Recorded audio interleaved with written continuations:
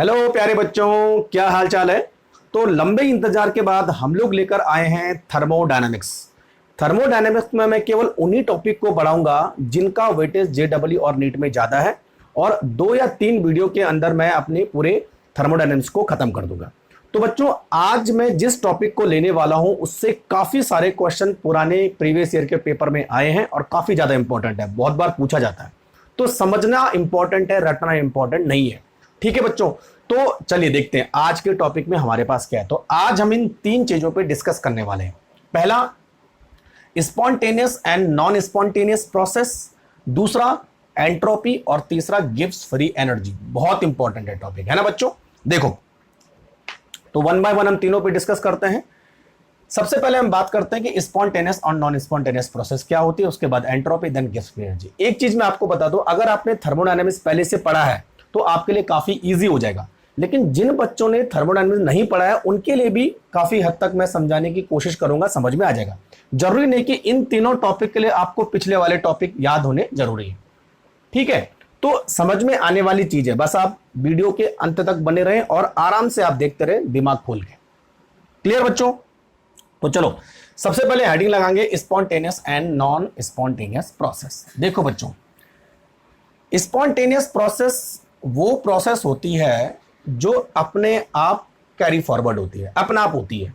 और non spontaneous वो process होती है जो अपने आप नहीं होती है, इनको हमें कुछ ना कुछ फोर्स लगाना पड़ता है करने के लिए, लगातार इनको कुछ ना कुछ फोर्स चाहिए। फॉर एग्जाम्पल मैं आपको बताता हूं, पानी ऊपर से नीचे आता है, अपने आप आता है, किसी फोर्स की जरूरत है नहीं। लेकिन बच्चों, अगर पानी को नीचे से ऊपर चढ़ाना हो तो हमें लगातार फोर्स की जरूरत पड़ेगी, एक मोटर की जरूरत पड़ेगी। तो पानी का ऊपर से नीचे आना स्पॉन्टेनियस प्रोसेस, और पानी का नीचे से ऊपर जाना नॉन स्पॉन्टेनियस प्रोसेस। क्लियर हो गया? तो अब डेफिनेशन देखते हैं बच्चों। तो spontaneous process are those process which take place by itself. अपने आप होने वाली प्रोसेस को हम बोलेंगे स्पॉन्टेनियस प्रोसेस। और एक और इंपॉर्टेंट चीज बच्चों, दे रिक्वायर इनिशियल इग्निशन यानी initiation, and also require initiation.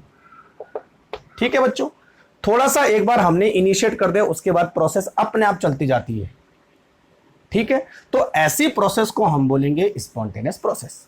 तो इसके जस्ट उल्टा, जो प्रोसेस न तो अपने आप होती है न तो इनिशिएशन करने पर होती है, these are called non spontaneous process. तो neither take place by itself nor by initiation. ठीक है बच्चों, समझ में आ गया?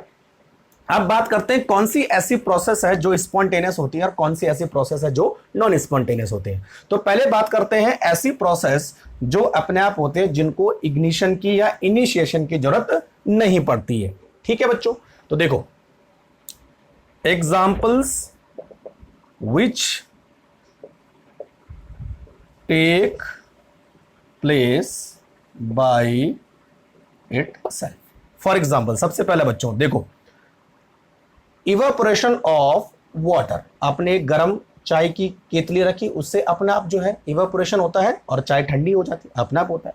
तो हम लिखेंगे बच्चों यहां पर, देखो, evaporation of water from open vessel, अपने आप होता है। दूसरा, cooling of cup of T, चाय का ठंडा होना। तीसरा, मेल्टिंग ऑफ आइस, अपने आप बर्फ पिघलती है। चौथा, dissolution of sugar in water, अपने आप होता है। ठीक है। पांचवा, फॉलिंग ऑफ वाटर फ्रॉम हिल। तो ये सारी प्रोसेस जो है अपने आप होती है, इसलिए इनको हम बोलेंगे spontaneous process.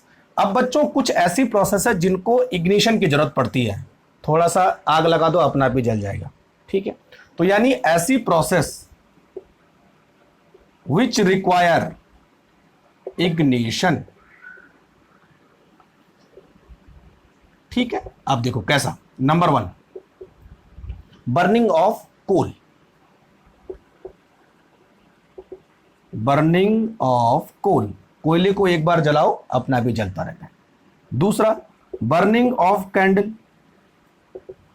Burning of candle wax, ज्यादा अच्छी तरह रहेगी, ये भी सेम टू सेम है। तीसरा डिकम्पोजिशन ऑफ कैल्शियम कार्बोनेट, ये भी है ना। तो बच्चों इन प्रोसेस के लिए थोड़ा सा इग्निशन चाहिए होता है और ये प्रोसेस अपने आप होती है। तो these are known as spontaneous process. Clear हो गया। अच्छा, अगर मैं नॉन स्पॉन्टेनियस प्रोसेस की बात करूं तो कौन कौन सी होगी। देखो नॉन स्पॉन्टेनियस प्रोसेस में आ गया आपके पास पानी को नीचे से ऊपर चढ़ाना। तो पहला एग्जांपल हमारे पास है, the examples are non spontaneous process. Number 1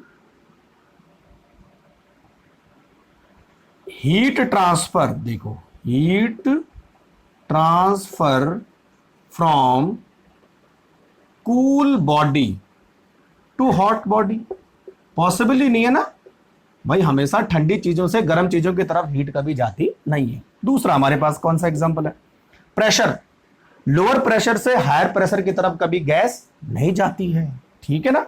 तो हम यह लिखेंगे diffusion of gas from lower pressure to higher pressure, clear. और तीसरा हमारे पास है ये पानी को ऊपर चढ़ाना, है ना, यानी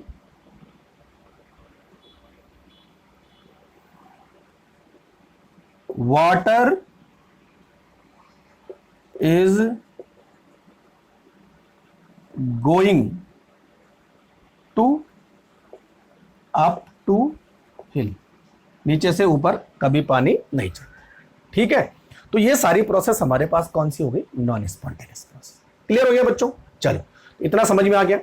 अब हम बात करते हैं कि ऐसा क्या है, ऐसा क्या है जो इन प्रोसेस को स्पॉन्टेनियस बनाता है, why these process are spontaneous. तो बच्चों एक चीज निकल के आती है, देखो स्पॉन्टेनियस प्रोसेस के लिए एक ड्राइविंग फोर्स बहुत जरूरी है। There is a requirement of driving force which make the process spontaneous. तो मैं यहां पर लिख रहा हूं, देखो the requirement of driving force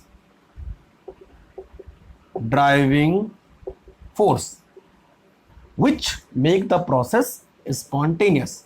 तो ड्राइविंग फोर्स की वजह से ये सारी प्रोसेस स्पॉन्टेनियस होती है, ठीक है। अच्छा, दूसरी चीज, ये जो ड्राइविंग फोर्स है ये आता कहां से है।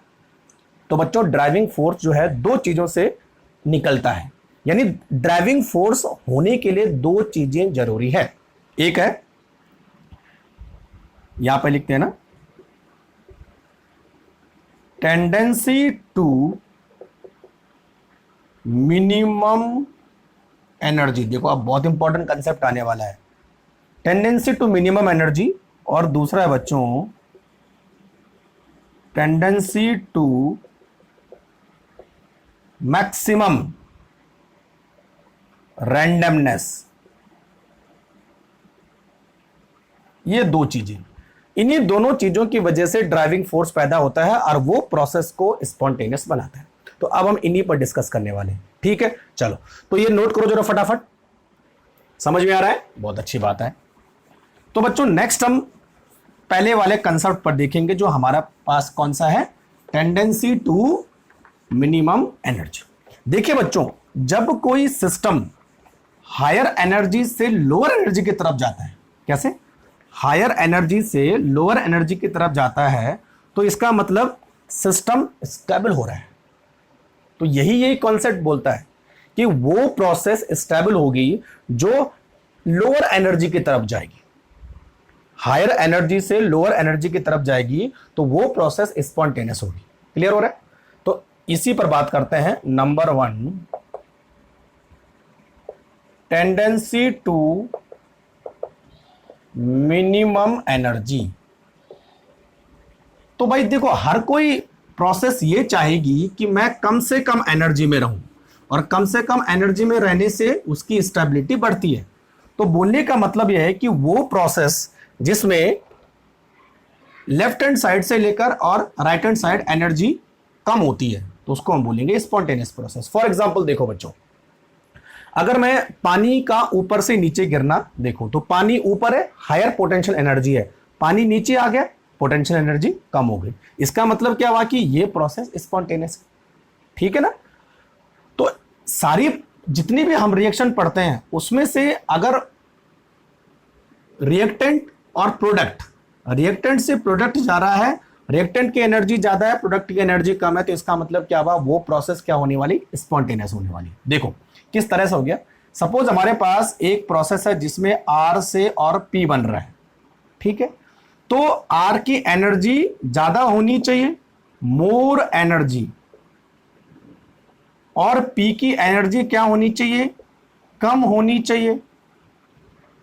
तो तभी जाके बच्चों ये प्रोसेस क्या होगी, स्पॉन्टेनियस होगी। ये तो ये कंसेप्ट बोल रहा है, the process required to gain minimum energy. अच्छा देखो, जब बच्चों रिएक्टेंट की एनर्जी ज्यादा होती है और प्रोडक्ट की एनर्जी कम होता है, तो इसका मतलब एनर्जी रिलीज होती है। तो हम यहां पर लिखेंगे एनर्जी रिलीज्ड। और बच्चों जब एनर्जी रिलीज होती है तो उस प्रोसेस को हम क्या बोलते हैं, एक्सोथर्मिक। और एक्सोथर्मिक में जो एंथैल्पी चेंज होता है उसमें इसका साइन क्या होता है बच्चों, नेगेटिव। तो अब देखो क्या कंक्लूजन निकल के आया, यानी वो रिएक्शन जो एक्सोथर्मिक होती है और जिसमें एंथैल्पी की वैल्यू नेगेटिव होती है, उन्हीं रिएक्शन को हम बोलेंगे स्पॉन्टेनियस रिएक्शन। बस बात खत्म। क्लियर। तो ये जो कॉन्सेप्ट है ये बोलता है दोज रिएक्शंस और process which are exothermic called spontaneous process। समझ में आ रहा है। ठीक है, तो जो रिएक्शन एक्सोथर्मिक होंगी, जिनमें जो है एनर्जी बाहर निकलेगी, जिनमें डेल्टा एच की वैल्यू नेगेटिव होगी, उन्हीं प्रोसेस को हम बोलेंगे एक्सोथर्मिक प्रोसेस। क्लियर हो गया। तो ये एनर्जी वाला कंसेप्ट है। ठीक। और बच्चों हमेशा नेगेटिव तभी होगा जब रिएक्टेंट की एनर्जी ज्यादा होगी और प्रोडक्ट की एनर्जी कम होगी। क्लियर। फॉर एग्जांपल देखो, अगर हम एग्जांपल की बात करें तो कौन कौन से हमारे पास एग्जांपल्स निकल के आते हैं। पहला हमारे पास देखो, फॉर्मेशन ऑफ वाटर। तो वाटर कैसे बनता है, H2 plus half O2 equal to H2O और लिक्विड, ये गैस, ये gas.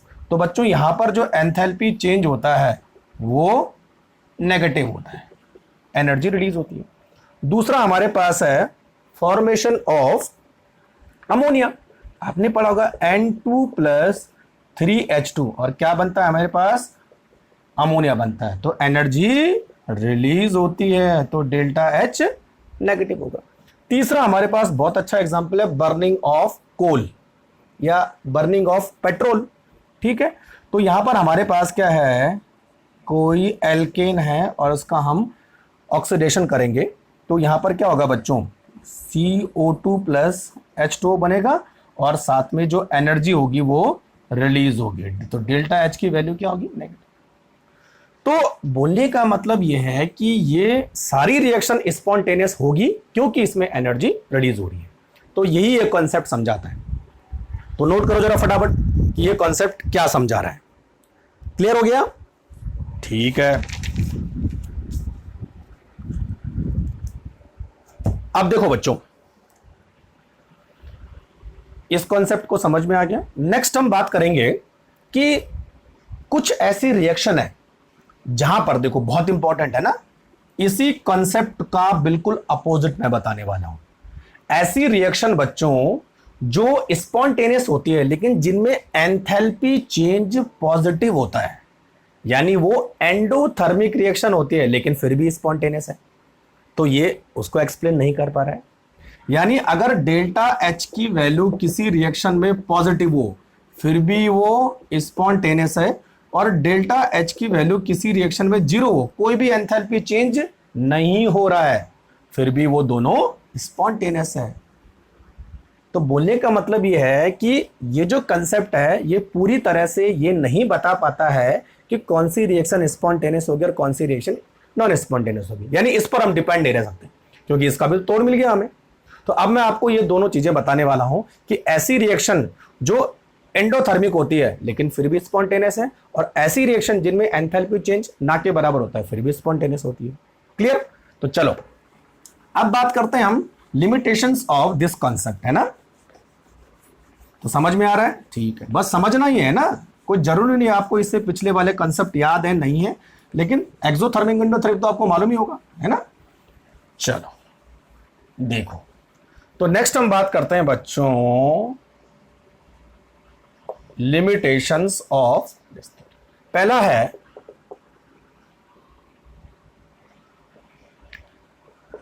The process are spontaneous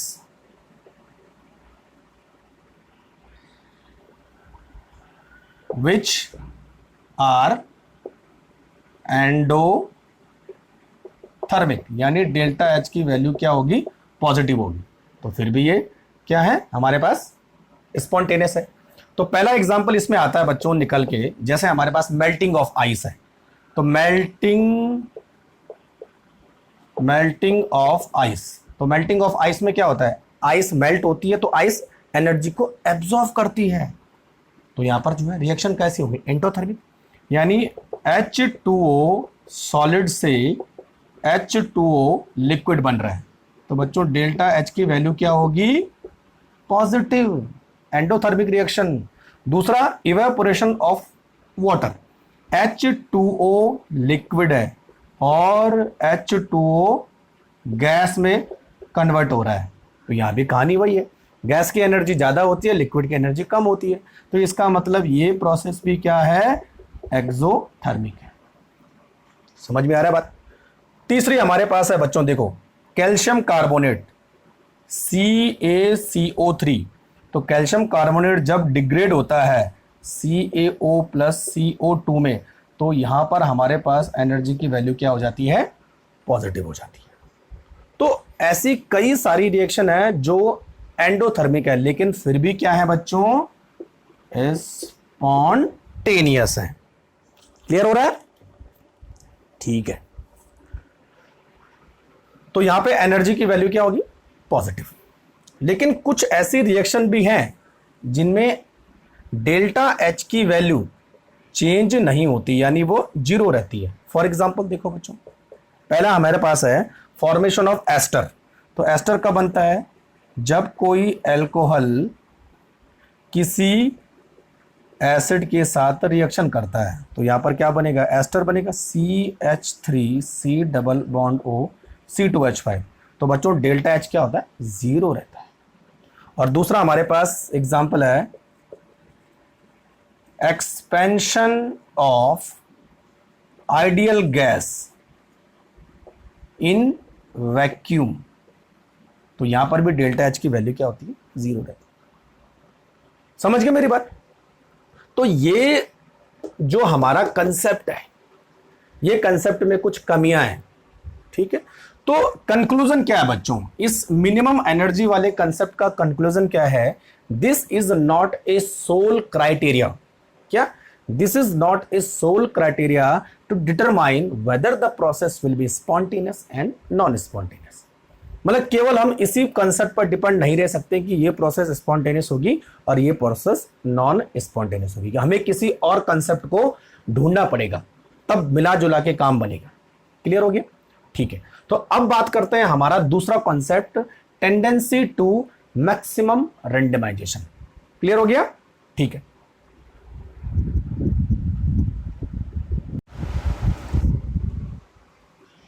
तो बच्चों नेक्स्ट हमारे पास है दूसरा कॉन्सेप्ट जो हमें यह बताएगा कि कोई रिएक्शन स्पॉन्टेनियस होगी कि नॉन स्पॉन्टेनियस होगी, उसका नाम है टेंडेंसी टू मैक्सिमम रैंडमनेस। यहां पर हम एंथैल्पी वाले कॉन्सेप्ट को कैसे लिखेंगे, या तो हम एंथैल्पी की वैल्यू 0 लेंगे या बच्चों एंथैल्पी की वैल्यू पॉजिटिव होगी, क्योंकि नेगेटिव में तो बता ही रहा था हमारा स्पॉन्टेनियस होगा, लेकिन उस कंसेप्ट की कुछ कमियां थी, वो ये कंसेप्ट यहां पर दूर करता है। तो यहां पर हम क्या करेंगे, ये देखेंगे बच्चों कि कोई सिस्टम कितना ज्यादा रैंडमनेस होता है। जो सिस्टम जितना ज्यादा रैंडमनेस होगा वो उतना ही ज्यादा स्पॉन्टेनियस होगा, यानी स्पॉन्टेनियस होने की प्रोबेबिलिटी उतनी बढ़ेगी। अब यहां पर देखो वर्ड आता है रैंडमनेस। रैंडमनेस का मतलब होता है बच्चों डिसऑर्डर्ड। डिसऑर्डर्ड का मतलब ये हुआ कि चीजें बिखरी हुई हैं। आप ऐसा समझो कि एक कंटेनर है जिसके अंदर मॉलिक्यूल इस तरह से एकदम बढ़िया तरह से पैक है, दिस इज ऑर्डर्ड या कम रैंडम। और आपने जो है इन मॉलिक्यूल को थोड़ी सी हीट दी और उसके बाद ये इस तरह से भागने लग गए, दिस इज मोर रैंडमनेस। तो हमेशा रैंडमनेस को हम कम रैंडमनेस और मोर रैंडमनेस बोल सकते हैं, या कम ऑर्डर्ड और ज्यादा ऑर्डर्ड ऐसा बोल सकते हैं, या कम डिसऑर्डर्ड या ज्यादा डिसऑर्डर्ड, है ना।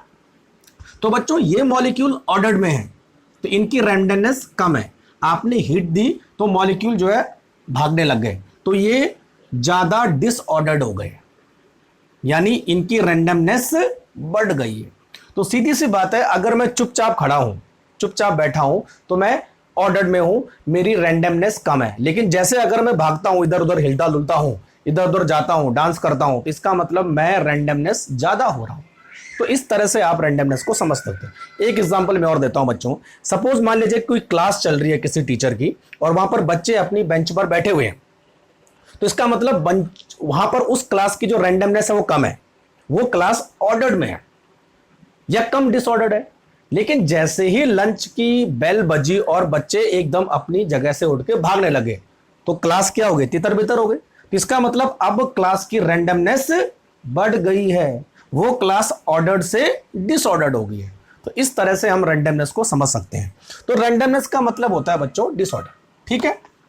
अच्छा देखो, अब अगर मैं आपको रैंडमनेस को समझाने के लिए एक एग्जांपल देता हूं। देखो, अगर हमारे पास ये गैस है, दूसरा हमारे पास बच्चों क्या है, लिक्विड है,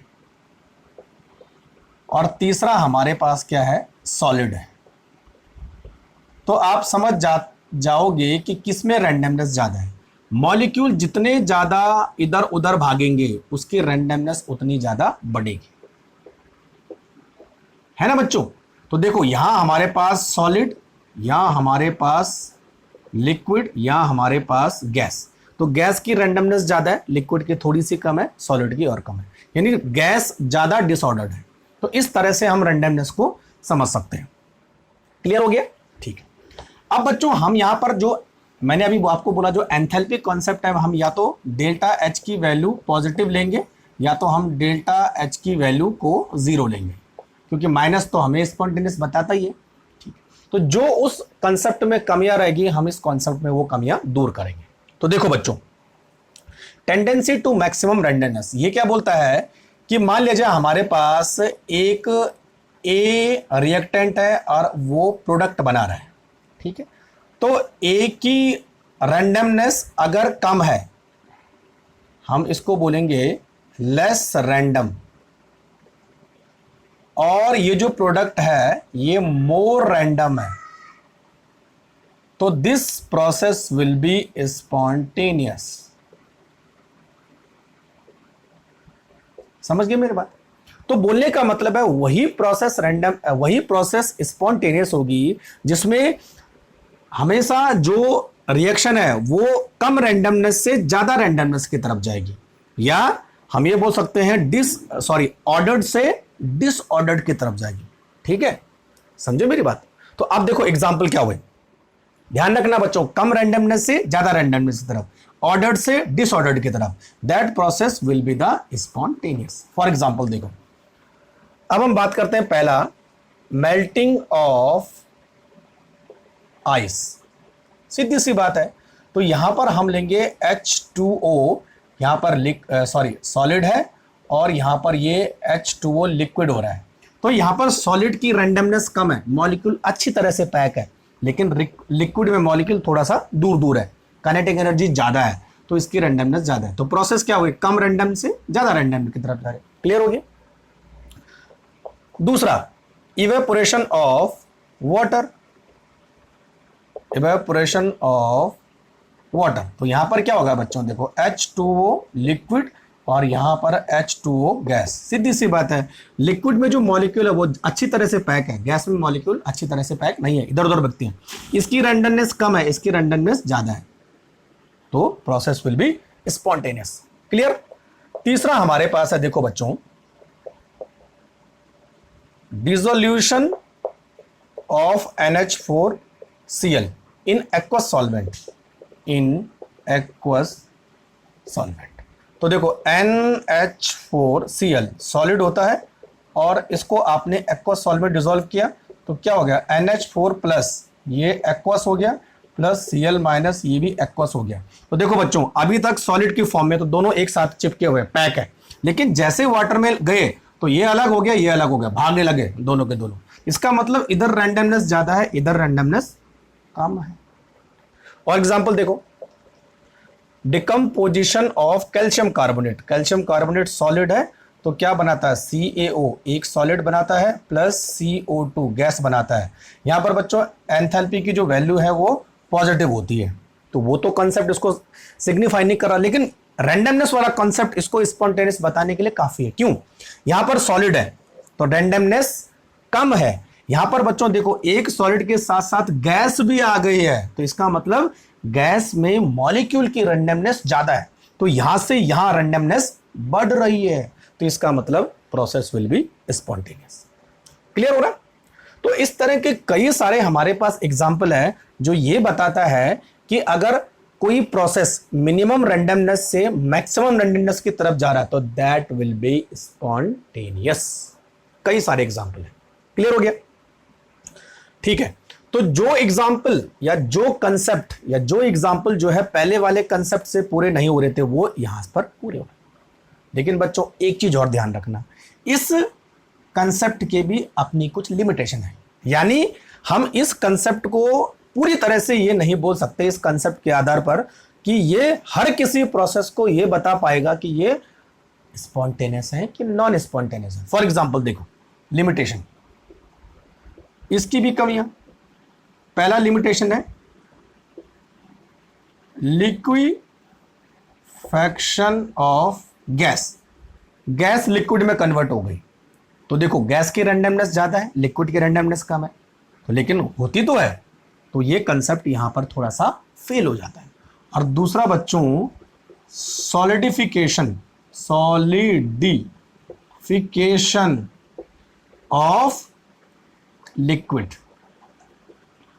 तो लिक्विड का सॉलिडिफिकेशन होता है, तो लिक्विड में रैंडमनेस ज्यादा है, सॉलिड में रैंडमनेस कम है। अगेन उल्टा हो रहा है ना, तो यहां ये थोड़ा सा फेल हो जाता है। तो बोलने का मतलब यह है कि ये कंसेप्ट भी पूरी तरह से, this is not a sole criteria to determine whether the process will be spontaneous और नॉन स्पॉन्टेनियस। समझ में आ रहा है।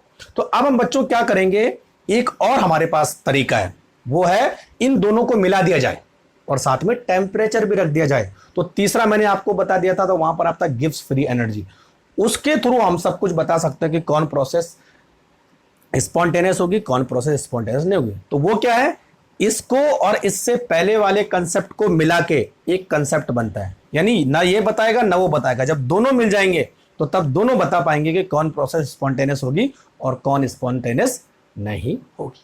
क्लियर हो रहा है। तो नोट करो जरा फटाफट। चलो अच्छा, इसमें एक और चीज देखो है ना बच्चों, देखो जब यहां पर हीट का बहुत इंपॉर्टेंट रोल है, role of heat is very important. जब कोई सिस्टम आपने रखा है, कोई सिस्टम आपने रखा है और बच्चों उस सिस्टम को आप हीट देते हो तो वो एक दूसरे सिस्टम में पहुंच जाता है। तो हीट देने से क्या होता है बच्चों, मॉलिक्यूल की काइनेटिक एनर्जी बढ़ती है। जैसे आपने लिक्विड को हीट दिया तो वो गैस में बन गया, सॉलिड को हीट दिया लिक्विड में बन गया। तो जैसे जैसे मॉलिक्यूल की काइनेटिक एनर्जी बढ़ेगी, वो सिस्टम ज्यादा रैंडमनेस होने की कोशिश करेगा। तो हीट का बहुत इंपॉर्टेंट रोल है, ठीक। More will be the heat absorbed by the system, more will be the random it occur. Clear हो रहा है? चलो, तो ये दो हमारे पास कंसेप्ट से, जिसके आधार पर आप ये बोल सकते हो कि कोई प्रोसेस स्पॉन्टेनियस होगी या कोई प्रोसेस स्पॉन्टेनियस नहीं होगी। सबके अपने बेनिफिट्स हैं और अपने डिमेरिट्स भी हैं, ठीक है बच्चों। चलो, अब देखो, एक इंपॉर्टेंट चीज मैं आपको बताने वाला हूं कि दोनों को मैं मिला देता हूं। दोनों को मैं मिला के और ये बताने की कोशिश करेंगे कि कौन सी प्रोसेस स्पॉन्टेनियस होगी और कौन सी प्रोसेस स्पॉन्टेनियस नहीं होगी। देखो बच्चों, तो सपोज मैं यहां पे लिखता हूं, एक हमारे पास ए नहीं लिखते हैं, आर लिखते हैं। आर मतलब रिएक्टेंट और पी मतलब प्रोडक्ट। क्लियर? और जैसा मैंने आपको बोला था बच्चों, हमारे पास एक फोर्स होता है जिसको हम बोलेंगे ड्राइविंग फोर्स। अगर बच्चों ये ड्राइविंग फोर्स इस डायरेक्शन में होता है, ड्राइविंग फोर्स को मैं डी से रिप्रेजेंट कर रहा हूं, है ना। अगर ड्राइविंग फोर्स इस डायरेक्शन में होता है तो रिएक्शन विल बी स्पॉन्टेनियस, और ड्राइविंग फोर्स अगर अपोजिट डायरेक्शन में हुआ तो reaction will be non spontaneous. Clear हो गया? नॉन स्पॉन्टेनियस, यही बताए। रिएक्टेंट से प्रोडक्ट बन रहा है तो इसका मतलब ड्राइविंग फोर्स उस डायरेक्शन में, तो स्पॉन्टेनियस। प्रोडक्ट से रिएक्टेंट उल्टा हो गया, रिवर्स हो गया, तो वो नॉन स्पॉन्टेनियस हो जाएंगे। क्लियर हो गया? क्योंकि हमेशा ड्राइविंग फोर्स रिएक्टेंट से प्रोडक्ट की तरफ होना चाहिए। ठीक है बच्चों? चलो, अब देखो, तो हमने ड्राइविंग फोर्स को लिखा डी से, और जो हमारे पास है मैक्सिमम रैंडमनेस,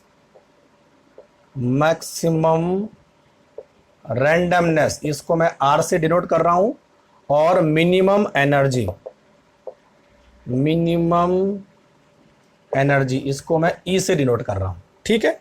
तो अब मैं बच्चों ड्राइविंग फोर्स पर इन दोनों की इफेक्ट को देखने वाला हूं कि कौन ज्यादा है कौन कम है, तो किसके ज्यादा और कम होने से ड्राइविंग फोर्स पर क्या इफेक्ट पड़ता है।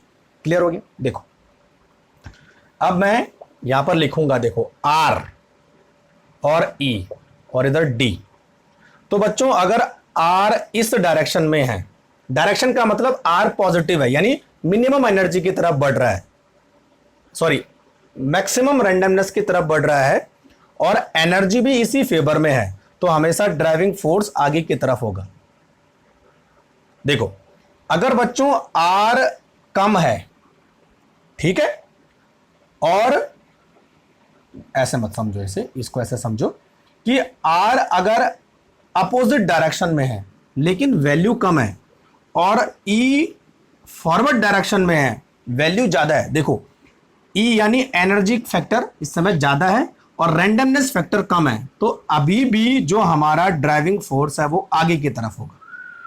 सेम कंसेप्ट दूसरा ले लो, अगर आर यानी रैंडमनेस की मैग्नीट्यूड ज्यादा है और एनर्जी का मैग्नीट्यूड कम है, तो अभी भी ड्राइविंग फोर्स हमेशा आगे की तरफ। क्लियर हो रहा है? यानी मैं दोनों फैक्टर को ड्राइविंग फोर्स के हिसाब से बैलेंस कर रहा हूं। ड्राइविंग फोर्स पर मैं दोनों फैक्टर का इफेक्ट देख रहा हूं। यहां पे दोनों फैक्टर जो है पॉजिटिव डायरेक्शन में, पॉजिटिव डायरेक्शन मतलब मैक्सिमम रैंडमनेस भी है और मिनिमम एनर्जी भी है, तो ड्राइविंग फोर्स आगे की तरफ होगा, यानी रिएक्शन विल बी स्पॉन्टेनियस।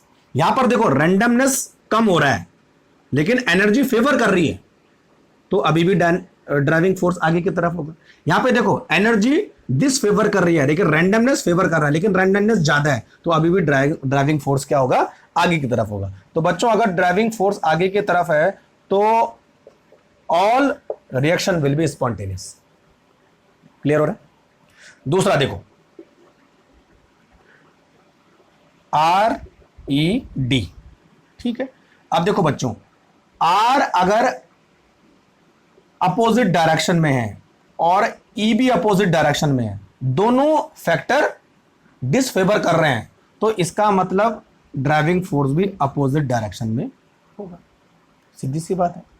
अब देखो बच्चों, आर अगर डिसफेवर कर रहा है और मैग्नीट्यूड ज्यादा है, ई फेवर कर रहा है लेकिन मैग्नीट्यूड कम है, तो डी कम होगा, डी क्या होगा, अपोजिट होगा। और तीसरा फैक्टर हम यहीं पे ले लेते हैं, इधर ही ले लेते हैं मैं, है ना। देखो यानी आर ई डी, समझ गए हो गया आप अपना क्या करने वाला हूं मैं। देखो यहां पर आर फेवर कर रहा है लेकिन ई डिसफेवर कर रहा है, लेकिन मैग्नीट्यूड ज्यादा है, अभी भी जो है जो ड्राइविंग फोर्स है वो अपोजिट डायरेक्शन में होगा। तो बच्चों जब ड्राइविंग फोर्स अपोजिट डायरेक्शन में होगा तो रिएक्शन क्या होने वाली है, नॉन स्पॉन्टेनियस। क्लियर। तो ड्राइविंग फोर्स से पता चलेगा। अब मैं दोनों फैक्टर को यहां पर कैलकुलेट कर रहा हूं। अब देखो एक और चीज यहां पर निकल के आती है, अगर आर ये है और ई जस्ट इसके अपोजिट है, दोनों इक्वल मैग्नीट्यूड में है, तो बच्चों डी की वैल्यू क्या होगी, 0, यानी तब इक्विलिब्रियम होगा, ना तो रिएक्शन उधर जाएगी ना तो रिएक्शन इधर जाएगी। क्लियर। और दूसरा हमारे पास क्या है, हा, एक तो हो गया, हाँ डी और आर है ना, हाँ दूसरा उल्टा कर लो सब दोनों को, आर और ई, तो आर को कर लो इधर और ई को कर लो इधर, अभी भी डी क्या होगा बच्चों, 0। क्लियर हो रहा है, समझ में आ रहा है ना बात। तो ये दोनों फैक्टर को मैंने आपको कंक्लूड करके बता दिया कि अगर दोनों फैक्टर फेवर करते हैं तो कंडीशन क्या होगी, डिसफेवर करते हैं तो कंडीशन क्या होगी, एक फेवर करता है दूसरा डिसफेवर करता है तो कंडीशन क्या होगी, तो रिस्पॉन्स क्या होगा, यानी ड्राइविंग फोर्स किस तरफ जाएगा, तो रिएक्शन स्पॉन्टेनियस होगी कि नॉन स्पॉन्टेनियस। बहुत इंपॉर्टेंट है, लिख लो फटाफट। ठीक है, चलो ये बहुत इंपॉर्टेंट चीजें हैं, आगे आपको ये काम आएगा। ठीक है बच्चों, चलो जी। अब एक बहुत इंपॉर्टेंट चीज मैं आपको कराने वाला हूं जिसका नाम है एंट्रोपी। ये हो गया, ये मिटा दिया जाए, है ना। चलो अब बच्चों देखो, नेक्स्ट हमारे पास है एंट्रोपी। अगर मैं आपको ये बोलूं कि जो हमने रैंडमनेस यहां पे अभी देखी है, इसको मेजर करने का कोई तरीका है, तो डिग्री ऑफ रैंडमनेस कितना होगा, डिग्री ऑफ रैंडमनेस का मैग्नीट्यूड कितना होगा, उसको हम बोलते हैं बच्चों एंट्रोपी। यानी एंट्रोपी क्या है, रैंडमनेस को मेजर करने का एक तरीका है। ये क्या फिजिकल क्वांटिटी है हमारे पास। ठीक, तो नेक्स्ट हेडिंग डालिए एंट्रोपी, और एंट्रोपी को हम डिनोट करते हैं बच्चों एस से। It is measurement of degree of randomness, कितना रैंडमनेस है किसी सिस्टम के अंदर, उसको हम बोलेंगे डिग्री ऑफ, उसको हम बोलेंगे एंट्रोपी। ठीक है बच्चों, देखो हमारे पास अगर कोई रिएक्टेंट है और यहां पर प्रोडक्ट है, रिएक्टेंट की कुछ ना कुछ एंट्रोपी होगी जिसको हम S1 से मान लेते हैं, और प्रोडक्ट की भी कुछ ना कुछ एंट्रोपी होगी S2 मान लेते हैं। अगर प्रोडक्ट ज्यादा रैंडमनेस होगा, जिसकी एंट्रोपी ज्यादा होगी, देखो मैं आपको बता दूं ना, यहां पे लिखो मोर रैंडमनेस मोर एंट्रोपी, इस चीज का ध्यान रखना है ना। मोर रैंडमनेस मोर एंट्रोपी, और लेस रैंडमनेस लेस एंट्रोपी, सीधी सी बात है। ठीक है, इसकी भी रैंडमनेस है, इसकी भी रैंडमनेस है, लेकिन S2 की एंट्रोपी ज्यादा है, इसका मतलब ये ज्यादा रैंडमनेस है, ज्यादा डिसऑर्डर्ड है, ये कम डिसऑर्डर्ड है। तो हम बच्चों यहां पे लिख सकते हैं S2 minus S1 equal to delta S। ये बहुत इंपॉर्टेंट है। तो डेल्टा S का मतलब होता है चेंज इन एंट्रोपी, ये तो हुआ ना, चेंज इन एंट्रोपी। अच्छा, एंट्रोपी एक स्टेट फंक्शन है। अब आप बोलोगे स्टेट फंक्शन क्या होता है, मैं आपको आगे वाले वीडियो में बताऊंगा। तो एंट्रोपी को हम जो है, किसी सिस्टम की एंट्रोपी कितनी होगी ये हम कभी मेजर नहीं कर सकते। हाँ, जब एक सिस्टम एक एंट्रोपी से दूसरी एंट्रोपी में जा रहा है तब हम पता कर सकते हैं कि एंट्रोपी चेंज क्या होता है, डेल्टा S। तो इसको हम स्टेट फंक्शन बोलेंगे। तो हम डेल्टा S को मेजर करेंगे, ना कि S1 एंड S2 को। क्लियर हो गया। तो this is called change in entropy. ठीक है बच्चों, और एक चीज हमेशा ध्यान रखना, चेंज इन एंट्रोपी यानी जो एंट्रोपी बढ़ रही है वो हमेशा हीट के हिसाब से होती है। More heat absorbed by the system more will be entropy, more will be entropy. ठीक है, जैसे सपोज हमारे पास है सॉलिड, सॉलिड को आपने हीट दिया तो वो बना लिक्विड, और लिक्विड को आपने दोबारा से हीट दिया वो बना गैस। तो किसकी एंट्रोपी ज्यादा है? गैस की एंट्रोपी सबसे ज्यादा है, उसके बाद लिक्विड की एंट्रोपी थोड़ी सी कम है, और सॉलिड की एंट्रोपी सबसे कम है। तो सीधी सी बात है, आप एंट्रोपी ऐसा समझ सकते हो, जितना ज्यादा रैंडमनेस बढ़ेगा उस सिस्टम की एंट्रोपी उतनी ज्यादा बढ़ेगी। क्लियर हो गया? ठीक है। अच्छा, अब देखो एंट्रोपी को मेजर करने का मेजर करने का तरीका क्या है, मतलब एंट्रोपी किन चीजों पे डिपेंड करती है। तो जैसा मैंने आपको बोला कि जो हमारा डेल्टा एस है वो डायरेक्टली प्रोपोर्शनल होता है हीट के, क्यू के। लेकिन बच्चों जो एंट्रोपी होती है वो इनवर्सली प्रोपोर्शनल होती है टेम्परेचर के। तो जैसे मैंने अभी क्यू के बारे में आपको बताया, जितना ज्यादा सिस्टम हीट को एब्जॉर्ब करेगा उतना ज्यादा उसके अंदर के मॉलिक्यूल की काइनेटिक एनर्जी बढ़ेगी, but but but but but but but but but इधर उधर भागेंगे। तो जितना ज्यादा उनकी दौड़ भाग चलेगी, इसका मतलब सिस्टम की एंट्रोपी उतनी ज्यादा होगी। लेकिन बच्चों देखो टेम्परेचर, अब देखो टेम्परेचर का मतलब यह हुआ कि same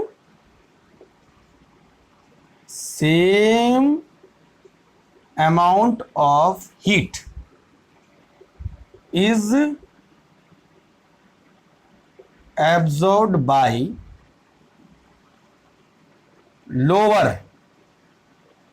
temperature is more, have more entropy than at higher temperature। यानी कम टेम्परेचर पे किसी हीट को एब्जॉर्ब कर रहा हो तो उस सिस्टम की एंट्रोपी ज्यादा होगी, लेकिन उतनी ही हीट को वो ज्यादा टेम्परेचर पे एब्जॉर्ब कर रहा है तो उस सिस्टम की एंट्रोपी कम होगी। तो कम टेम्परेचर पे हीट एब्जॉर्ब हो रहा है तो एंट्रोपी ज्यादा होगी। इसलिए बच्चों टी क्या होता है? इनवर्सली प्रोपोर्शनल होता है। तो अब हमारे पास जो फॉर्मूला निकल के आया, डेल्टा एस इक्वल टू क्या निकल के आता है? क्यू बाई टी, और क्यू यहां पर हम लिखते हैं रिवर्सिबल और आइसोथर्मल। ये मैं बाद में आपको बाद में बात करूंगा रिवर्सिबल और आइसोथर्मल की। तो बस ये आपको याद रखना है, Q delta S equal to Q by T. Q का मतलब होता है हीट और टी का मतलब होता है टेम्परेचर, और डेल्टा एस का मतलब है चेंज इन एंट्रोपी। क्लियर हो रहा है? ठीक है, तो नोट करते जाओ जरा फटाफट। तो एंट्रोपी बहुत इंपॉर्टेंट टर्म्स है, एंट्रोपी से बहुत ज्यादा क्वेश्चन भी पूछे जाते हैं। ठीक है बच्चों, अब देखो ये हमारे पास एंट्रोपी हो गया। अब एक क्वेश्चन कैसा था, देखो रिएक्शन दी होती है या आपको कंडीशन दी होती है और आपको ये बताना है कि एंट्रोपी का साइन क्या होगा। ठीक है बच्चों, तो एक चीज हमेशा ध्यान रखना, अगर रैंडमनेस बढ़ेगी तो एंट्रोपी पॉजिटिव होगी और रैंडमनेस घटेगी तो एंट्रोपी नेगेटिव होगी। देखो कैसे, ऐसा समझो इसे, मान लीजिए हमारे पास लिक्विड से कोई चीज गैस में जा रही है, लिक्विड से गैस में जा रही है तो इसका जो डेल्टा एस होगा वो पॉजिटिव होगा, यानी more positive the entropy more randomness the system will be. Clear हो रहा है? अच्छा, अगर कोई चीज गैस से और लिक्विड में आ रही है, इसका मतलब उसका डेल्टा एस क्या होगा? नेगेटिव होगा। मतलब नेगेटिव मतलब एंट्रोपी कम हो रही है, यहां एंट्रोपी ज्यादा है, एंट्रोपी तो डेल्टा एस नेगेटिव। तो आपको बस ये डेल्टा एस का साइन ही पता करना है। अगर सिस्टम में यहां कम एंट्रोपी है, यहां ज्यादा एंट्रोपी है, तो इसका मतलब डेल्टा एस पॉजिटिव, यहां ज्यादा है यहां कम है तो डेल्टा एस नेगेटिव। अब मैं कुछ रिएक्शन आपको लिख के देता हूं, आपको बतानी है कि वहां पर एंट्रोपी का साइन क्या होने वाला है। क्लियर हो रहा है? चलो ठीक है, देखो सबसे पहला हमारे पास है number 1 H2O liquid NH2O gas. दूसरा हमारे पास है, आप भी कोशिश करो है ना, फिर मैं तो आपको बता देता हूं, H2O liquid and H2O liquid, और यहां पर है टेम्परेचर 110 केल्विन और इस लिक्विड का टेम्परेचर है 115 केल्विन। तीसरा हमारे पास है बच्चों H2 गैस और 2H ये भी गैस। चौथा हमारे पास है बच्चों H2 एट 298 केल्विन और इसका प्रेशर है 1 atm, ये प्रेशर है ना, ठीक है। और ये जो सिस्टम है ये जाता है H2 एट 298 केल्विन और जो प्रेशर है वो 10 atm है। देखो अलग अलग कंडीशन में आपको बता रहा हूं, ऐसी कंडीशन आपको मिलने वाली है। 5 2SO2 ये गैस है प्लस O2 ये भी गैस है, और ये बना रहा है बच्चों 2SO3 ये भी क्या है, गैस है ना, ठीक है। अब इन सब रिएक्शन में आपको यह पता करना है कि एंट्रोपी का साइन क्या होगा, ठीक है। जैसे मैंने आपको बोला था, सिस्टम अगर कम रैंडमनेस से ज्यादा रैंडमनेस की तरफ बढ़ेगा तो प्लस, ज्यादा से कम की तरफ बढ़ेगा तो माइनस। या देखो बच्चों, लिक्विड और गैस, गैस की एंट्रोपी ज्यादा होती है, लिक्विड की एंट्रोपी कम होती है, तो यहां पर जो डेल्टा एस का साइन होगा वो क्या होगा, पॉजिटिव, एंट्रोपी बढ़ रही है। यहां पर देखो लिक्विड है, लिक्विड दोनों लिक्विड लिक्विड है तो मॉलिक्यूल एक जैसे हैं, लेकिन बच्चों देखो हीट किसके पास ज्यादा है, यहां पर 110 केल्विन है यानी हीट कम है, यहां पर 115 केल्विन है, इसके पास हीट ज्यादा है तो एंट्रोपी भी ज्यादा होगी, तो इसका मतलब डेल्टा एस का साइन क्या होगा, पॉजिटिव। Clear, heat. यहां पर देखो H2 गैस ये भी गैस, अब बोलोगे दोनों गैस है, लेकिन बच्चों यहां पर देखो, यहां पर H2 केवल 1 मोल है और यहां पर जो H है वो 2 मोल है। ज्यादा मॉलिक्यूल होंगे तो रैंडमनेस बढ़ेगा, ज्यादा मॉलिक्यूल होंगे तो रैंडमनेस बढ़ेगा, तो इसका मतलब डेल्टा एस का साइन क्या होगा, पॉजिटिव। ये भी ध्यान रखना। अब देखो H2 दोनों गैस है, लेकिन फर्क कहां है, देखो अभी टेम्परेचर दोनों का सेम है 298 तो टेम्परेचर फर्क है। अब प्रेशर देखो, यहां पर प्रेशर है 1 atm और यहां पर प्रेशर है 10 atm। अच्छा, कोई चीज अगर कम प्रेशर में होगी और कोई चीज अगर ज्यादा प्रेशर में होगी तो किसका मॉलिक्यूल ज्यादा भागेंगे। अगर मेरे पास प्रेशर कम है तो मैं तो फ्री चौड़ा होकर घूमूंगा, इधर उधर भागूंगा। अगर प्रेशर मेरे ऊपर ज्यादा है तो मैं चुपचाप बैठा रहूंगा। सेम कंडीशन क्या होती है, जब एग्जाम आते हैं तो प्रेशर बढ़ जाता है तो बच्चा एक जगह में चुपचाप बैठ जाता है, लेकिन अगर शुरू के दिनों में हो, जब जब एडमिशन लिया है तो बच्चा चौड़ा होकर घूमता है ना, कहीं भी भाग जाता है। तो ये इसकी कंडीशन ऐसी, इस पर प्रेशर कम है तो इसकी रैंडमनेस ज्यादा है, इस पर प्रेशर ज्यादा है इसकी रैंडमनेस कम है, तो ज्यादा से कम की तरफ बढ़ रहा है, यानी डेल्टा एस का साइन क्या होगा, नेगेटिव। क्लियर। या देखो ये सारे गैस है, क्लियर। लेकिन बच्चों यहां पर देखो टोटल मोल कितने हैं, 3 मोल है यहां पर, और यहां पर टोटल मोल कितने हैं, 2 मोल हैं। 3 मोल की एंट्रोपी ज्यादा है, 2 मोल की एंट्रोपी कम है, जैसा भी बोला था ये कहानी, ठीक है। तो जितने ज्यादा मोल गैस के रहेंगे इसका मतलब एंट्रोपी ज्यादा होगी, तो ज्यादा से कम की तरफ जा रहा है, इसका मतलब डेल्टा एस का जो साइन होगा वो क्या होने वाला है, नेगेटिव। क्लियर हो रहा है बच्चों। तो इस तरह से आप समझ जाना कि जो हमारे पास डेल्टा एस है यानी जो एंट्रोपी है वो किस प्रोसेस में बढ़ रही है और किस प्रोसेस में कम हो रही है, इससे कई बार क्वेश्चन आता है बच्चों, ठीक है। चलो अब बात करते हैं कि एंट्रोपी और स्पॉन्टेनिटी, यानी एंट्रोपी का रिलेशन क्या है स्पॉन्टेनिटी से, कि एंट्रोपी का साइन क्या होना चाहिए अगर रिएक्शन स्पॉन्टेनियस हो। तो आपको समझ में आ गया होगा। तो बच्चों सीधी सी बात है, वही रिएक्शन स्पॉन्टेनियस होगी जब एंट्रोपी प्लस होगी, यानी रैंडमनेस बढ़ेगी, सीधी सी बात है ना। तो चलो इसको देख ही लेते हैं। एंट्रोपी वर्सेस स्पॉन्टेनिटी, ठीक है। तो इफ देखो मैं बता रहा हूं, if delta S equal to positive the reaction will be spontaneous. Clear? If delta S will be negative, the reaction will be non spontaneous. Clear हो रहा है? और अगर बच्चों डेल्टा एस का साइन 0 हो, ये तो पॉसिबल है, तो रिएक्शन विल बी इक्वली प्रियम। बस ये ध्यान रखना आपने, ठीक है? जब मैं डेल्टा जी आपको पढ़ाऊंगा तो जस्ट साइन अपोजिट हो जाएंगे। समझ में आ रहा है बात? तो चलो, ये हमारे पास क्या था? एंट्रोपी। अब बच्चों हम इसके बाद पढ़ेंगे गिब्स फ्री एनर्जी। तो गिब्स फ्री एनर्जी जो है 3 चीजों को जोड़ती है, एंट्रोपी को भी जोड़ती है, एंथैल्पी को भी जोड़ती है और टेम्परेचर को भी जोड़ती है। वो तो बहुत इंपॉर्टेंट चीज है। क्लियर हो गया? तो देखो जरा इसे फटाफट।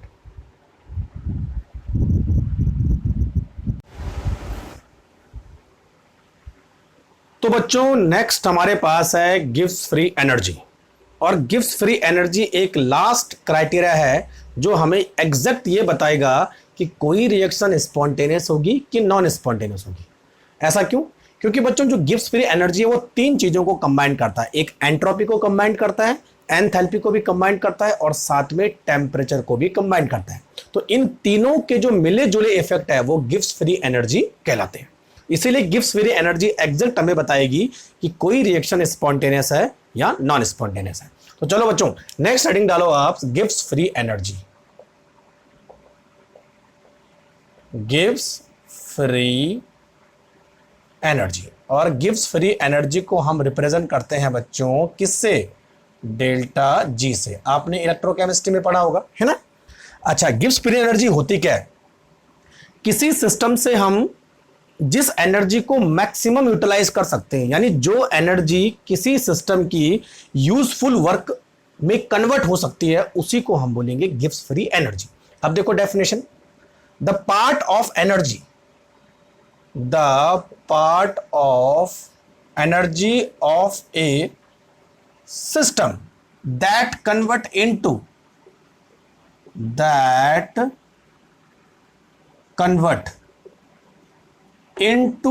useful work is called Gibbs free energy. ठीक है ना? और बच्चों जब किसी सिस्टम से एनर्जी निकलती है तो सिस्टम की एनर्जी कम हो जाती है, इसीलिए गिब्स फ्री एनर्जी हमेशा क्या होती है? नेगेटिव होती है ना? इसकी वैल्यू हमेशा क्या होगी? नेगेटिव होगी। तो हम इसको ऐसा भी लिख सकते हैं, देखो delta G minus delta G equal to W maximum. ठीक है? अच्छा, आपने इलेक्ट्रोकेमिस्ट्री में पढ़ा होगा कि डेल्टा जी इक्वल टू होता है minus N F E nought cell, ऐसा आपने पढ़ा होगा। ठीक है? तो हम यहाँ इसकी बात नहीं करेंगे, हम यहाँ थर्मोडायनेमिक्स के कंसेप्ट में गिब्स फ्री एनर्जी देखेंगे। तो बच्चों देखो, थर्मोडायनेमिक्स के कंसेप्ट में जो गिब्स फ्री एनर्जी का फॉर्मूला होता है वो होता है delta G equal to delta H minus T delta S. बस इतना आपको याद रखना है। डेल्टा जी का मतलब होता है Gibbs free energy, Gibbs free energy. ठीक है? डेल्टा एच का मतलब होता है चेंज इन एंथैल्पी। ठीक है बच्चों? और टी का मतलब होता है टेम्परेचर, और डेल्टा एस का मतलब होता है चेंज इन एंट्रोपी। तो देखो, ये जो डेल्टा जी है ना, इसकी वैल्यू ये डिसाइड करेगी कि कोई रिएक्शन स्पॉन्टेनियस होगी कि नॉन स्पॉन्टेनियस होगी, क्योंकि इसमें एंथैल्पी का भी कॉन्सेप्ट आ गया, इसमें एंट्रोपी का भी कॉन्सेप्ट आ गया और इसमें टेम्परेचर का भी कॉन्सेप्ट आ गया। देखो, तीनों कॉन्सेप्ट अपने एक साथ मिला दिया और तब बना दिया उसने डेल्टा जी। तो ये फॉर्मूला बच्चों आपको याद रखना है। इसी फॉर्मूले के बेसिस पर हम ये बोलेंगे कि डेल्टा जी की वैल्यू नेगेटिव होगी, पॉजिटिव होगी या जीरो होगी, तो तब क्या क्या पॉसिबिलिटी हो सकती है। क्लियर हो गया? चलो अब देखो, अगर मैं डेल्टा जी को स्पॉन्टेनियस रिएक्शन से जोड़ूं, यानी डेल्टा जी और स्पॉन्टेनिटी की जो है मैं तुलना करूं, तो डेल्टा जी की वैल्यू क्या होगी कि रिएक्शन स्पॉन्टेनियस हो जाए। देखो बच्चों, है ना, जैसे हमने डेल्टा एस के बारे में बात किया था कि देखो डेल्टा एस अगर पॉजिटिव है तो वो स्पॉन्टेनियस है, डेल्टा एस अगर नेगेटिव है तो वो नॉन स्पॉन्टेनियस है, और डेल्टा एस अगर 0 है तो वो इक्विलिब्रियम पे है ना। अब देखो डेल्टा जी के लिए हम ऐसे करेंगे, तो हम यहां पर लिखेंगे डेल्टा जी वर्सेस स्पॉन्टेनिटी, ठीक है। तो देखो, तो अगर बच्चों डेल्टा जी की वैल्यू नेगेटिव आती है, बहुत इंपॉर्टेंट है, delta G will be negative, अगर डेल्टा जी नेगेटिव होता है तो रिएक्शन इज कॉल्ड स्पॉन्टेनियस। अगर बच्चों डेल्टा जी की वैल्यू पॉजिटिव आती है तो reaction is called non spontaneous. और बच्चों अगर डेल्टा जी की वैल्यू 0 होती है तो हम उसको बोलेंगे इक्विलिब्रियम। ध्यान रखना है ना, एंट्रोपी की वैल्यूज अलग है, डेल्टा जी की वैल्यू अलग है। तो अल्टीमेटली हम डेल्टा जी से ही पता लगाएंगे कि कौन सी रिएक्शन स्पॉन्टेनियस है, कौन सी नॉन स्पॉन्टेनियस है, और कब रिएक्शन जो है इक्विलिब्रियम में आती है। क्लियर हो गया? तो नोट करो जरा फटाफट, फिर मैं आपको बहुत इंपॉर्टेंट चीज बताने वाला हूं। क्लियर हो गया? ठीक है, चलो तो अब बात करते हैं बच्चों कि जब डेल्टा एस और डेल्टा किसमें, डेल्टा एस और डेल्टा जी की वैल्यूज चेंज होती है, यानी उनके साइन चेंज होते हैं, तो डेल्टा एस के साइन में क्या फर्क पड़ता है, ध्यान रखना, बहुत इंपॉर्टेंट चीज है ना। तो इस इक्वेशन को मैं अलग से लिख देता हूं। देखो यहां पे लिखेंगे बच्चों, देखो delta G equal to delta H minus T delta S, ठीक है। चलो, और हमने बोला था कि डेल्टा जी अगर नेगेटिव होगा तब रिएक्शन स्पॉन्टेनियस होगी, डेल्टा जी अगर पॉजिटिव होगा तो रिएक्शन नॉन स्पॉन्टेनियस होगी, और डेल्टा जी अगर 0 होता है तो रिएक्शन जो है इक्विलिब्रियम में आती है। क्लियर हो गया? चलो, अब बच्चों हमने यही ढूंढना है कि डेल्टा जी की वैल्यू कब नेगेटिव होगी, कब पॉजिटिव होगी। क्लियर? तो देखो, पहली कंडीशन किसके लिए, मैं डेल्टा एच और टी डेल्टा एस इन दोनों के साइन के आधार पर डेल्टा जी की वैल्यू में कैलकुलेट करूंगा, ठीक है। ये दिखाऊंगा कि वो पॉजिटिव आ रही है कि नेगेटिव आ रही है। तो देखो बच्चों, if delta H is negative, अगर डेल्टा एच की वैल्यू नेगेटिव होती है तो, एंड टी डेल्टा एस की वैल्यू पॉजिटिव होती है, बहुत इंपॉर्टेंट है। अगर डेल्टा एच की वैल्यू नेगेटिव, इसका मतलब एक्सोथर्मिक रिएक्शन है, जैसा मैंने उस दिन बोला था ना, यानी ये रिएक्शन, यानी ये वैल्यू जो डेल्टा एच का जो ये साइन है, ये बता रहा है कि मिनिमम एनर्जी की तरफ रिएक्शन बढ़ रही है, और डेल्टा एस की वैल्यू पॉजिटिव है, इसका मतलब एंट्रोपी बढ़ रही है। तो दोनों फेवर किसको कर रही है, स्पॉन्टेनियस रिएक्शन को कर रही है। तो बच्चों अगर दोनों ही इस साइन में आती हैं तो हमेशा डेल्टा जी क्या होगा, नेगेटिव होगा, और डेल्टा जी अगर नेगेटिव हो रहा है तो रिएक्शन क्या होगी, देखो डेल्टा जी पॉजिटिव, डेल्टा एस पॉजिटिव हो ना, तो नेगेटिव पॉजिटिव मिलकर नेगेटिव हो जाता है, और डेल्टा एस तो नेगेटिव है, तो डेल्टा जी क्या हो जाएगा, नेगेटिव हो जाएगा, और अगर बढ़ते हो डेल्टा जी की वैल्यू नेगेटिव हो जाएगी, स्पॉन्टेनियस। ये कंडीशन है, ठीक है।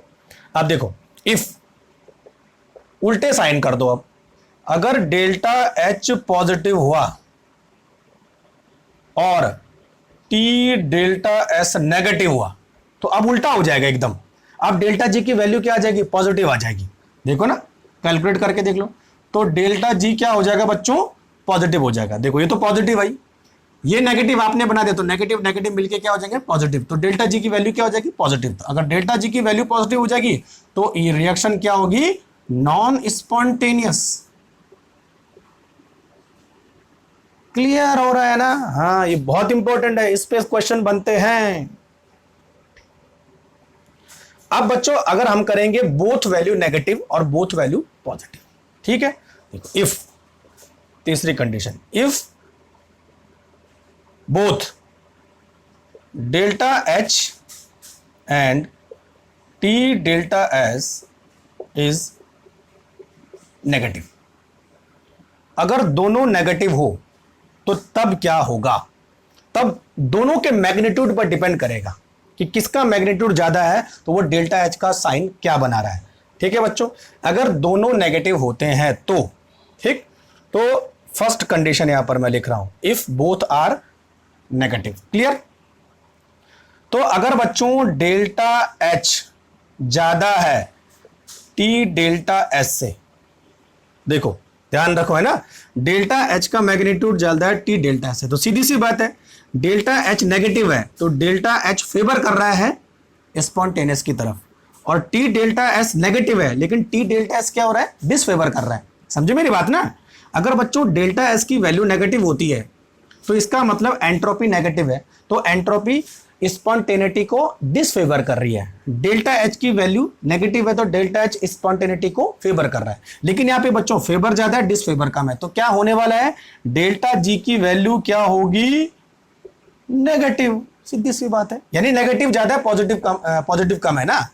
अगर ये नेगेटिव है तो नेगेटिव नेगेटिव मिलकर पॉजिटिव, नेगेटिव नेगेटिव ज्यादा है पॉजिटिव कम है, तो डेल्टा जी अल्टीमेटली क्या होगा, नेगेटिव। तो रिएक्शन क्या होगी, स्पॉन्टेनियस। क्लियर हो रहा है? दूसरी कंडीशन अब लगाओ, अगर बच्चों डेल्टा एच कम हुआ और टी डेल्टा एस ज्यादा हुआ तो आप समझ गए क्या होने वाला है, पॉजिटिव ज्यादा है नेगेटिव कम है, डिसफेवर करने वाले ज्यादा हैं फेवर करने वाले कम है, तो आप देखो पॉजिटिव ज्यादा है नेगेटिव कम है, तो वैल्यू क्या होगी डेल्टा जी की, पॉजिटिव। तो रिएक्शन क्या होने वाली है, नॉन स्पॉन्टेनियस। क्लियर हो रहा है? ठीक है, तो देखो जरा ढंग से देखो क्या हो रहा है ना। अच्छा, तीसरी कंडीशन भी मैं लिख के बता देता हूं आपको, अगर डेल्टा एच किसके बराबर है, टी डेल्टा एस के बराबर है, यानी पॉजिटिव नेगेटिव इक्वल है, तो डेल्टा जी की वैल्यू क्या होगी, 0। तो इसका मतलब रिएक्शन विल बी इक्विलिब्रियम। समझ में बात आ रही है कैसे किया मैंने? अब देखो बच्चों, अगर मैं डेल्टा एच और टी डेल्टा एस को पॉजिटिव रखता हूं तो next condition, if both delta H and T delta S R positive, तो तब क्या होगा, तो अब देखो condition number A, delta H ज्यादा है टी डेल्टा एस से। अब देखो बच्चों, जब डेल्टा एच पॉजिटिव है इसका मतलब एंडोथर्मिक रिएक्शन हुई, ठीक है, ये तो है ना, एंडोथर्मिक रिएक्शन हुई, तो इसका मतलब ये डिसफेवर कर रहा है, स्पॉन्टेनिटी को डिसफेवर कर रहा है। मैंने आपको बताया था एंथैल्पी वाले कॉन्सेप्ट में, लेकिन एंट्रोपी पॉजिटिव हो गई, एंट्रोपी पॉजिटिव है तो एंट्रोपी फेवर कर रही है। अब देखो यहां पर कंडीशन, देखो यहां पर कंडीशन ये मैंने बताया कि एंथैल्पी ज्यादा है, यानी पॉजिटिव ज्यादा है और टी डेल्टा एस नेगेटिव कम है, तो बच्चों ये अगर पॉजिटिव होगा तो नेगेटिव मिलके नेगेटिव हो जाएगा, तो कम नेगेटिव है ज्यादा पॉजिटिव है, ये तो हुआ ना, तो कम नेगेटिव है ज्यादा पॉजिटिव है, तो डेल्टा जी की वैल्यू क्या होगी, पॉजिटिव। और अगर डेल्टा जी की वैल्यू पॉजिटिव आ गई तो इसका मतलब ये रिएक्शन नॉन स्पॉन्टेनियस। क्लियर हो रहा है?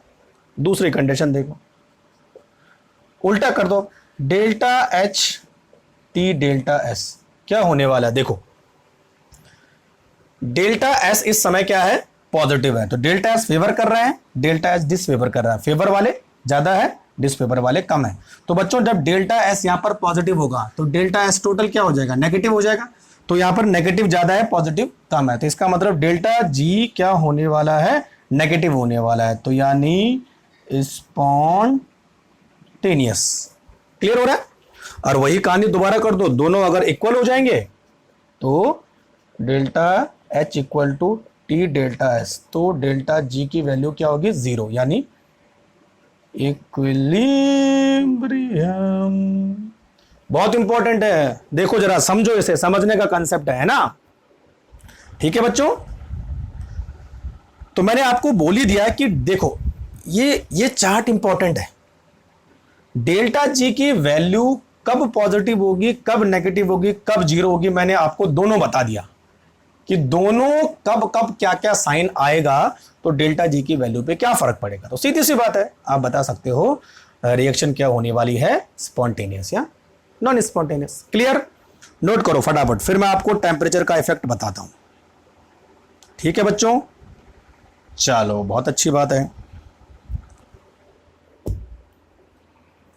अब नेक्स्ट एंड लास्ट, इस पर बहुत क्वेश्चन आते हैं ना। हाँ, अब बच्चों देखो, अब हम बात करेंगे कि टेम्परेचर का इफेक्ट। अभी तो हमने एंथैल्पी और एंट्रोपी का इफेक्ट देखा कि दोनों के साइन क्या हो रहे हैं, लेकिन कभी कभी बच्चों जो हमारा टेम्परेचर है वो भी बहुत इंपॉर्टेंट रोल प्ले करता है स्पॉन्टेनिटी एंड नॉन स्पॉन्टेनिटी में। तो नेक्स्ट हम बात करेंगे इफेक्ट ऑफ टेम्परेचर। ठीक है, तो जो टेम्परेचर का इफेक्ट है वो डेल्टा जी के साइन को चेंज कर सकता है, भले वहां पर जो है रिएक्शन फेवर में आ रही हो डिसफेवर में आ रही हो, बहुत इंपॉर्टेंट है। चलो, तो सबसे पहले हम बात करते हैं बच्चों फॉर एंडोथर्मिक रिएक्शन। एंडोथर्मिक यानी डेल्टा एच की वैल्यू क्या होगी, एंडोथर्मिक, एब्जॉर्ब हो रही है एनर्जी, तो डेल्टा एच की वैल्यू क्या होगी, पॉजिटिव। तो सीधी सी बात है, एंडोथर्मिक रिएक्शन के लिए डेल्टा एच क्या होगा बच्चों, पॉजिटिव होने वाला है। क्लियर? तो डेल्टा एच क्या कर रहा है, डिसफेवर कर रहा है, नेगेटिव होना चाहिए था ये तो ना। ठीक है, अच्छा देखो, डेल्टा एच की वैल्यू पॉजिटिव है, और अगर मैं टी डेल्टा एस की वैल्यू को मैं नेगेटिव लिखता हूं, अगर टी डेल्टा एस नेगेटिव हो जाएगा तो दोनों ही प्रोसेस में डिसफेवर हो रहा है स्पॉन्टेनिटी का, ये तो रहा ना भाई, एंट्रोपी भी कम हो रही है और एंथैल्पी भी बढ़ रही है, मतलब एनर्जी एब्जॉर्ब भी हो रही है और एंट्रोपी भी कम हो रही है, दोनों वैल्यू जो है क्या कर रही है, डिसफेवर कर रही है स्पॉन्टेनिटी में। तो अल्टीमेटली डेल्टा जी की वैल्यू क्या हो जाएगी, अभी मैंने बोला था डेल्टा जी की वैल्यू क्या हो जाएगी, पॉजिटिव, और जब डेल्टा जी की वैल्यू पॉजिटिव हो जाएगी तो दोनों ही नॉन स्पॉन्टेनियस होंगी भाई, नेगेटिव नेगेटिव पॉजिटिव, और पॉजिटिव तो पहले से था नेगेटिव। लेकिन अब देखो, इफ, अब कंडीशन देखो, if T delta S is positive, अगर मैंने टी डेल्टा एस पॉजिटिव लिया तब पॉसिबिलिटी है डेल्टा जी की वैल्यू नेगेटिव होने की। क्लियर हो रहा है, नेगेटिव पॉजिटिव नेगेटिव, है ना। तो if T delta S is positive then reaction become spontaneous और नॉन स्पॉन्टेनियस। देखो बहुत इंपॉर्टेंट है, अभी भी वो हम 100% नहीं कह सकते कि स्पॉन्टेनियस होगी। रिएक्शन बिकम स्पॉन्टेनियस और non spontaneous, that depend upon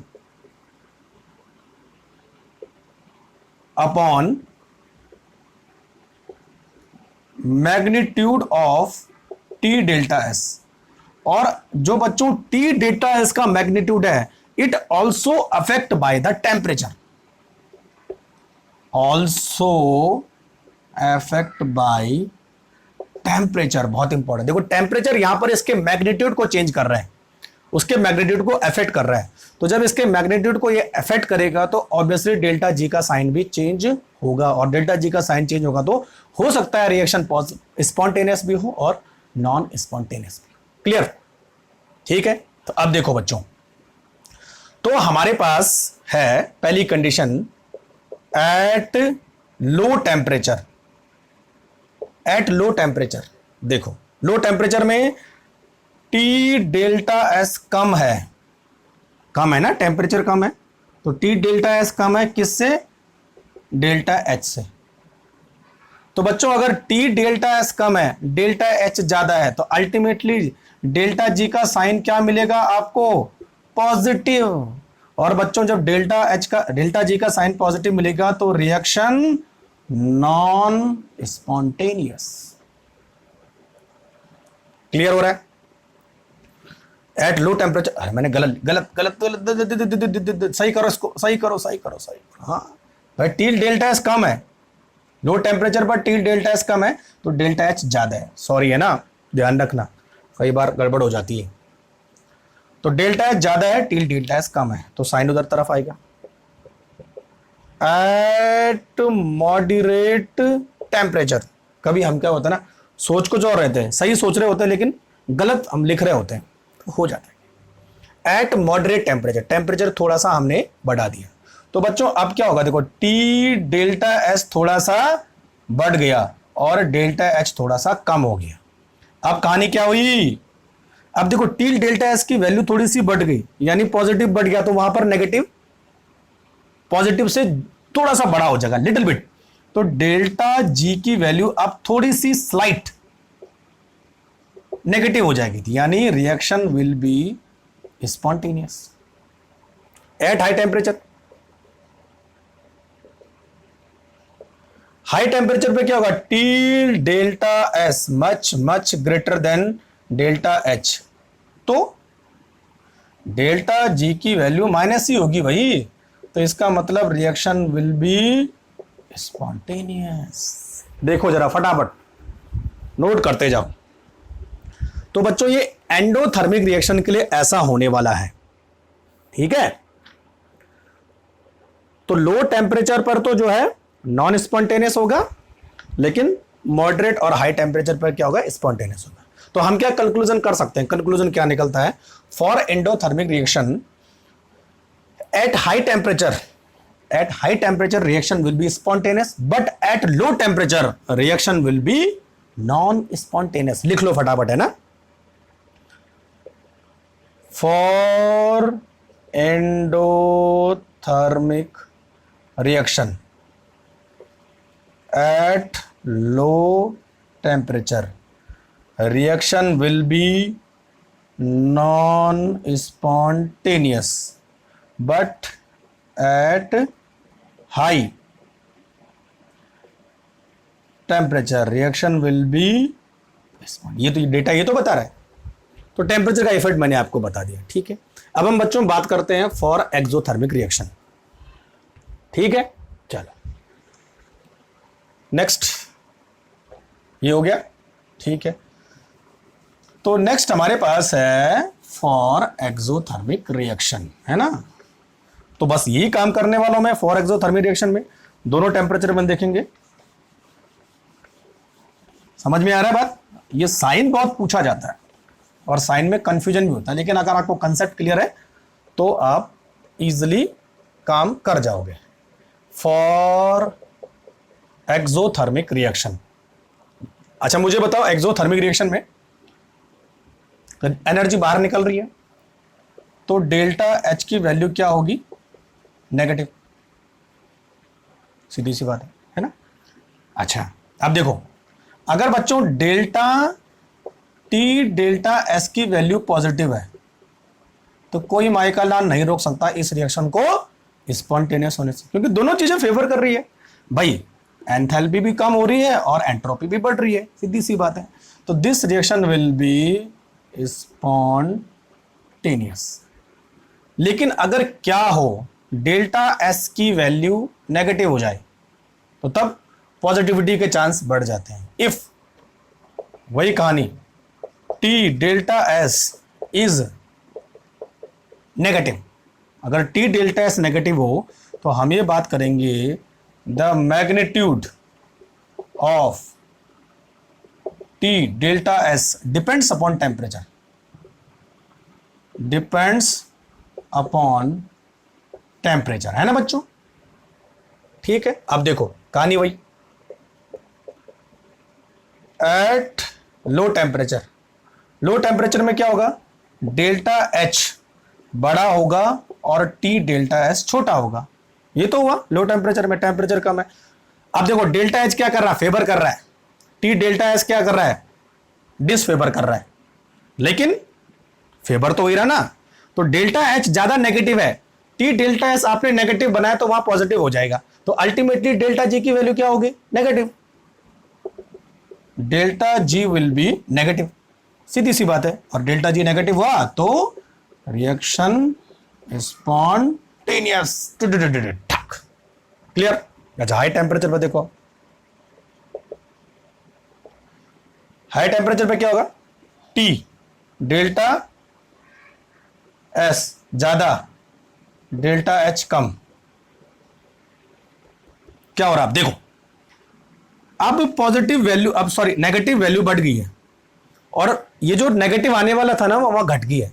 यानी बोलने का मतलब अगर टी डेल्टा एस ज्यादा नेगेटिव हुआ, यहां ज्यादा नेगेटिव हुआ तो नेगेटिव नेगेटिव मिलकर प्लस हो जाएगा, तो ज्यादा प्लस है कम नेगेटिव है, इसका मतलब डेल्टा जी क्या होगा, पॉजिटिव होगा। और बच्चों जब डेल्टा जी पॉजिटिव होगा तो रिएक्शन क्या होगी, नॉन स्पॉन्टेनियस। बस बात खत्म। तो अब मैंने सारी चीजें आपको बता दी, टेम्परेचर का इफेक्ट हो गया, डेल्टा टीएस का इफेक्ट हो गया, एंथैल्पी का इफेक्ट हो गया, सब चीजें मैंने आपको बता दी है। अब इसके बेसिस पे आप किसी भी रिएक्शन को ये बता सकते हो कि वो पॉजिटिव सॉरी स्पॉन्टेनियस होगी कि non spontaneous. But delta G बहुत इंपॉर्टेंट है यहां पर। क्लियर हो गया? तो इससे मैक्सिमम क्वेश्चन पूछे जाते हैं और आई थिंक आप लोगों के कंसेप्ट क्लियर होगा कि डेल्टा जी का मुझे साइन क्या रखना है। क्लियर हो गया बच्चों? चलो, तो एक्सोथर्मिक रिएक्शन में उल्टा हो जाता है ना, कम टेम्परेचर पर रिएक्शन स्पॉन्टेनियस होगी, ज्यादा टेम्परेचर पर रिएक्शन क्या होगी, नॉन स्पॉन्टेनियस होगी। ध्यान रखना, नोट कर लो ये। अब कई बार थोड़ा कैलकुलेशन भी आ जाता है कि डेल्टा जी से हम अगर इक्विलिब्रियम कांस्टेंट निकालना चाहें तो कैसे निकालेंगे, तो ये आपने जो है इलेक्ट्रोकेमिस्ट्री में भी पढ़ा है, बहुत इजी तरीका है। देखो रिलेशनशिप लास्ट करते हैं ना, relationship between delta G and के पी एंड के सी, है ना, के पी एंड के सी मतलब इक्विलिब्रियम कांस्टेंट। क्लियर? के भी लिख सकते हैं इसको। तो delta G equal to -2.303 R T और लॉग के सी, ऐसा लिखते हैं। ठीक है, अच्छा इसको अगर हमें 10 की बेस की फॉर्म में लिखना है या ई फॉर्म में लिखना है, ठीक है बच्चों, तो कैसा लिख सकते हैं, देखो अच्छा के सी की जगह में हम के पी भी लिख सकते हैं ना, के पी, बात एक ही है। अब देखो के इक्वल टू, अगर मुझे ई की फॉर्म में लिखना होता है तो हम क्या लिखेंगे बच्चों, देखो डेल्टा जी, अच्छा यहां पर आर भी लिखते हैं ना, रिएक्शन कोई होगी तो delta ji by R T, ऐसा लिखते हैं हम इसको। और बच्चों मुझे अगर 10 बेस की फॉर्म में लिखना होता है तो 10 बेस की फॉर्म में क्या हो जाएगा, delta R G by 2.303 R T, बस बात खत्म। तो सीधी सी बात है, आपको बस इतना ध्यान रखना है। चलो इसमें देखता है कुछ और बचा है कि नहीं बचा है। ठीक है, बहुत अच्छी बात है ना। तो कंसेप्ट आई थिंक आपके क्लियर हो गए, इनसे आप कैलकुलेशन करोगे ना, कैलकुलेशन करने के आपके ये काम आएगा, है ना। क्लियर हो गया बच्चों? चलो, तो ये मैंने आपको 3 कंसेप्ट बता दिए, इसको प्रैक्टिस करो, नोट्स बनाओ, रनिंग लेक्चर के नोट्स बनाओ, नहीं समझ में आता तो मुझे आप कमेंट करो, मैसेज करो। ठीक है बच्चों, नेक्स्ट वीडियो आपको जल्दी मिलने वाला है। Thank you very much.